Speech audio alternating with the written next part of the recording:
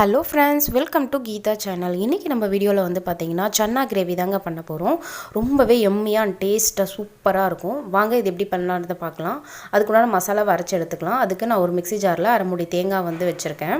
அது கூட ஒரு பிரிஞ்சி இலை, கொஞ்சமாக கடல் பாசி, இந்த சைஸ் அளவுக்கு பட்டை, 2 கிராம்பு, இது எல்லாம் அது கூட சேர்த்துக்கிறேன். இது கூடவே 1 ஸ்பூன் அளவுக்கு சோம்பு, ஒரு பச்சை மிளகா வந்து சேர்த்துக்கிறேன். காரம் அதிகமாக வந்து சாப்பிடாதவங்க பச்சை மிளகா வந்து ஸ்கிப் பண்ணிவிடுங்க. இப்போ இது நல்லா குறன்னு அரைச்ச பிறகு இது கூடவே கொஞ்சமாக கருவேப்பிலை அண்ட் கொத்தமல்லி வந்து சேர்த்து நல்லா வந்து பேஸ்டாட்டம் வந்து அரைச்சி எடுத்துக்கலாம். இதை கொஞ்சமாக லைட்டாக வந்து தண்ணி ஊற்றிட்டு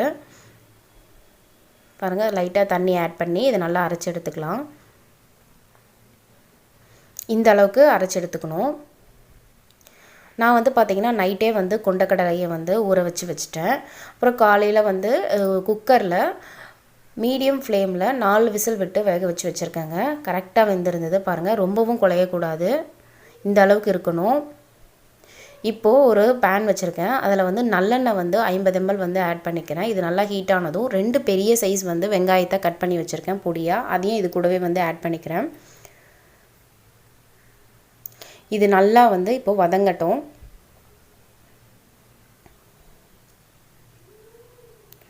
பாருங்கள், இப்போ நல்லா வந்து வதங்கிடுச்சு. இப்போ 1 ஸ்பூன் அளவுக்கு இஞ்சி பூண்டு பேஸ்ட் வந்து சேர்த்துக்கிறேன். நல்லா இப்போ மிக்ஸ் பண்ண பிறகு ஒரு 1/4 ஸ்பூன் அளவுக்கு மஞ்சள் தூள் ஆட் பண்ணிக்கிறேன். இப்போ இது நல்லா வந்து நம்ம வந்து மிக்ஸ் பண்ணி விட்டுக்கலாம். இப்போது மசாலாஸ்லாம் சேர்த்துடலாம். 1 ஸ்பூன் அளவுக்கு தனியாய்த்தூள், 1 ஸ்பூன் அளவுக்கு மிளகாய்த்தூள் வந்து நான் ஆட் பண்ணிக்கிறேன், தனி மிளகாய்த்தூள். உங்களுக்கு ஸ்பைசினஸ் கம்மியாக வேணும்னா மிளகாய்த்தூள் வந்து கம்மியாக சேர்த்துக்கோங்க. இப்போ இது எல்லாத்தையும் நல்லா வந்து மிக்ஸ் பண்ணி விட்டுக்கலாம். இது கூடவே ஒரு 3 வந்து மீடியம் சைஸ் வந்து தக்காளியை நல்லா பேஸ்டாட்டம் அரைச்சி வச்சுருக்கேன். ஸோ அதையும் இது கூடவே வந்து ஆட் பண்ணிக்கிறேன். பாருங்கள், ஏன்னா அரைச்சி எதனால் சேர்க்குறேன்னா அப்போ தான் வந்து எனக்கு வந்து திக்னஸாக கொஞ்சம் கன்சிஸ்டன்சி வரும். அதுக்காக தான். பார்க்குறதுக்கே இவ்வளோ எம்மியாக இருக்குது பாருங்கள், கலர்ஃபுல்லாக.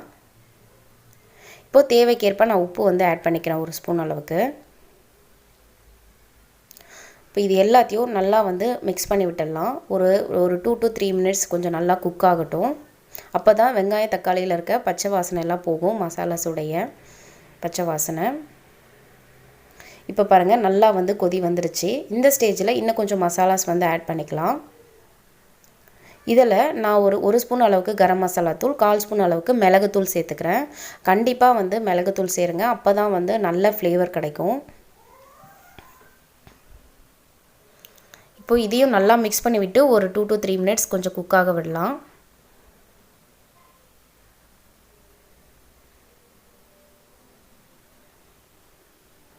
பாருங்கள், இது நல்லா வந்து சுருண்டு வந்துருச்சு. எண்ணெய் நல்லா தனியாக பிரிஞ்சு வருது பாருங்கள். இந்த ஸ்டேஜில் நம்ம அரைச்சி வச்சுருக்க தேங்காய் விழுதை வந்து இதில் வந்து சேர்த்துக்கலாம். சேர்த்துட்டு இதையும் நல்லா வந்து கிளறி விட்டுக்கலாம். உங்களுக்கு தேங்காய் அரைச்ச தண்ணி இருக்கும் இல்லைங்களா, அதையும் இது கூட வந்து சேர்த்துருங்க. அப்படி இல்லைன்னா கொண்டக்கடலை வேக வச்ச தண்ணி இருக்கும், அதையும் வந்து இது கூட இப்போ வந்து ஆட் பண்ணிக்கலாம். தேவைக்கேற்ப தண்ணி ஆட் பண்ணியாச்சு. இப்போது இதை மூடி போட்டு ஒரு 5 மினிட்ஸ் கிட்ட நல்லா கொதிக்க விடலாம். பாருங்கள், எண்ணெய் நல்லா வந்து பிரிஞ்சு வந்துருச்சு. இது எல்லாத்தையும் நல்லா வந்து பாருங்கள் மிக்ஸ் பண்ணி விட்டுக்கலாம். இந்த ஸ்டேஜில் நம்ம வேக வச்சு வச்சுருக்க கொண்டக்கடலையை சேர்த்துக்கலாம்.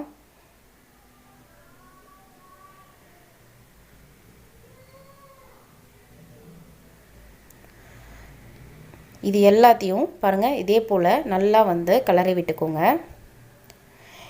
இப்போது ஒரு 5 to 10 மினிட்ஸ் கிட்ட லோ ஃப்ளேமில் வச்சு நம்ம வந்து வேக வச்சு எடுத்துக்கலாம்.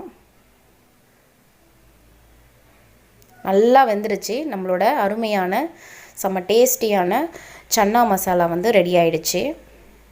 இது வந்து பார்த்திங்கன்னா சப்பாத்திக்கு, பரோட்டாக்கெலாம் சூப்பராக இருக்கும் காம்பினேஷனு. இந்த வீடியோ உங்களுக்கு ரொம்பவே பிடிச்சிருக்கும், யூஸ்ஃபுல்லாக இருக்கும்னு நினைக்கிறேங்க. பிடிச்சிருந்தா கீதா சேனலை மறக்காமல் லைக் பண்ணுங்கள், கமெண்ட் பண்ணுங்கள், ஷேர் பண்ணுங்கள், சப்ஸ்கிரைப் பண்ணி வச்சுக்கோங்க. தேங்க்யூ.